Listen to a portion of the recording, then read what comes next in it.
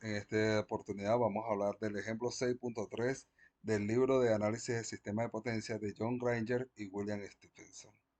En este ejemplo, Granger y Stephenson nos hablan acerca del análisis del flujo de potencia de un sistema eléctrico. Aquí podemos ver que se presentan cálculos detallados para determinar estas condiciones, utilizando métodos matemáticos y herramientas de simulación. El ejemplo nos dice que una línea de transmisión de un circuito a 60 Hz tiene una longitud de 370 kilómetros. Los conductores son del tipo Root con espaciamiento plano horizontal y 7.25 metros entre ellos. La carga en la línea es de 125 megawatts a 215 kilovoltios con un factor de potencia del 100%. Nos piden encontrar el voltaje, la corriente, la potencia en el extremo generador y la regulación de voltaje de la línea. Para ello debemos determinar también la longitud y velocidad de propagación de la onda en la línea.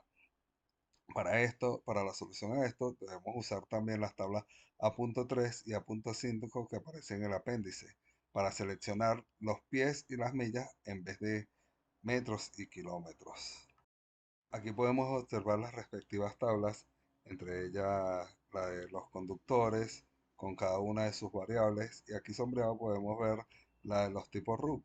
Podemos conseguir las variables de temperatura, de resistencia, de Hertz, entre otras. Sin embargo, en la otra, la punto 5, nos dice que podemos encontrar los pies y las pulgadas dependiendo de la separación de cada uno de ellos. Pues para iniciar debemos calcular la distancia equivalente de las líneas, la cual es la raíz cúbica de cada una de ellas, la cual es, las dos primeras deben ser eh, iguales. Sin embargo, la última es una de las líneas multiplicada por 2. Estos resultados los vamos a dar en pies y el resultado de esta nos da 30 pies. Seguido a eso debemos usar las tablas antes mencionadas y en inicio calculamos la impedancia. La impedancia nos da un resultado al final de 0.8431 con 79.04 grados. Esto lo medimos en ohmios millas. Esto lo calculamos con las variables mencionadas en las tablas. También vemos que la admitancia, el resultado de esta es 5.105 por 10 a la menos 6. Con 90 grados, esto lo medimos en Siemens millas. Y YL o gamma por L es la constante de propagación. Esta nos da un resultado de 79.04 grados más 90 grados sobre 2. También por 230 a raíz cuadrada del resultado que vemos allí, y también este resultado podríamos buscarlo o sacarlo de forma rectangular. Vemos la impedancia característica, el resultado es 406.4 y menos 5,48 grados, esto lo medimos en ohmios. Vemos entonces también el voltaje en el extremo receptor, que es 124.130 a 0 grados voltios en el neutro. Y la corriente en el extremo receptor también nos da un resultado de 335,7 con 0 grados de ampera.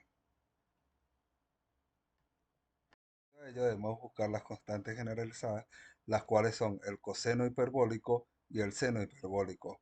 En el libro se dan unas ecuaciones anteriores, las cuales debemos sustituir para tener los resultados de cada una de estas ecuaciones o de estas constantes. También tenemos otras constantes en la siguiente, que debemos calcular el voltaje en el extremo emisor. Hacemos las sustituciones también aquí y nos daría un resultado final. Y también, o seguido, debemos calcular la corriente en el extremo emisor, la cual nos daría un resultado final también, que en este momento es 332,31 con 26.33 grados amperes. El ejercicio también nos permite calcular la potencia en el extremo del generador. La potencia la podemos calcular con el voltaje de la línea, corriente de la línea y su factor de potencia. El voltaje de la línea es el siguiente y su resultado nos daría 238.8 kV. Mientras que la corriente de la línea ya la sacamos anteriormente se calculó antes y nos da 332.3 amperes. mientras el factor de potencia, según el ejercicio, es un factor de potencia unitario del 100%, el cual su, su resultado es 1.0. La potencia y entonces para calcular la potencia final, multiplicamos todos esos resultados por la raíz de 3 y nos daría una potencia de 137.443 kilowatts.